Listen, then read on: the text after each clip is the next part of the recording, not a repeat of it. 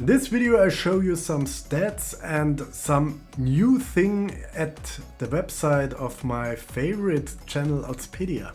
Before we start, make sure you press the like button and subscribe to this channel that you don't miss any of my picks. Thanks for your support, buddy. There's a big YouTube channel called Oddspedia with more than 30,000 followers where I have been Bundesliga expert 2 seasons ago, but they replaced me with a maybe better expert. But the problem with these experts seems to be that they are not proven profitable. Okay, we can argue that really pro bettors don't have to track their picks, but if you're an expert on a website which has tipster competitions, I think the people who are in their videos should participate in these competitions. Like, I've been doing this since I was their expert and I still do this today. And within the last year I was able to track 10,000 picks and make a profit of 1,300 something, and the yield was 1.5. That might not seem a lot, but if you try to track 10,000 of your picks, you will see how good this is, and you can compare it with the other experts on Oddspedia. How many tips did they track, how many profit did they make, and how many yield did they have? You won't ever know it because they don't track it. Why don't they track it? Maybe because they know that they are not profitable. And that's why it was a kind of weird that Oddspedia had some expert picks here on this place under every game, but now they replaced their own expert predictions by AI predictions.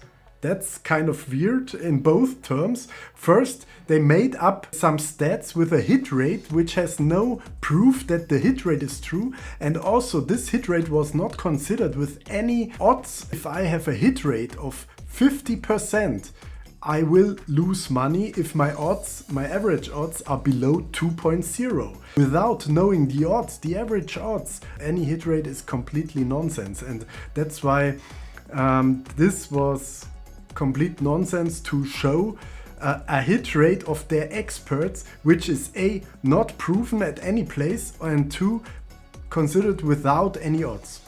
And now it seems that they recognized that this was bullshit, and now they replaced their expert not with proven stats on their own tipster competitions, which would be the most trustable, not even the most, because you can make up any stats you want if you own a website. The easiest thing to do that, to follow picks, but instead of this they just replaced it with AI predictions. So as well, we don't know how much these AI predictions are worth. So we have to track these with around 1,000 picks to know if they are really profitable. But to be honest, it's not worth my time. Maybe it's worth your time. As you're not profitable with sports betting, you can maybe make up a new Oddspedia account and always bet on these AI predictions until you have 1,000 picks. Then tell me please if you made profit, or post your Oddspedia nickname down below in the comments that we can follow each other and see how good we're doing. And I'm really interested if there are any profiles of the Oddspedia experts. We can have a look on them. This is Tom Rennie, their Premier League expert, but the most successful Tom had only 100 in profit and seems not to be this Tom Rennie. For sure he can have another nickname, but why don't they link it here in the description? They only have a link to their Premier League betting competition. And let's have a look if here is any Tom under the best 15 bettors. No, but again this guy. And Tom Klusener. But maybe their Ligue 1 French expert Alain Velnegri, which seems Italian for me, but who am I? Unfortunately, there's not a single Alain in the tipster competition. and as you can see, this was the last season from December till June, just a half a year, and I ended up 69 out of 6,000. Sure, again, no big yield, but in comparison to experts who have no proof that they are real experts, this seems unachievable for them. Prove me that I'm wrong. What about Leo Bakanian? I know both of them because I made videos with both of them. Really nice guys, but are they experts in terms of they have profitable stats? I'm not sure. And also, there's no Leo who is near to my stats.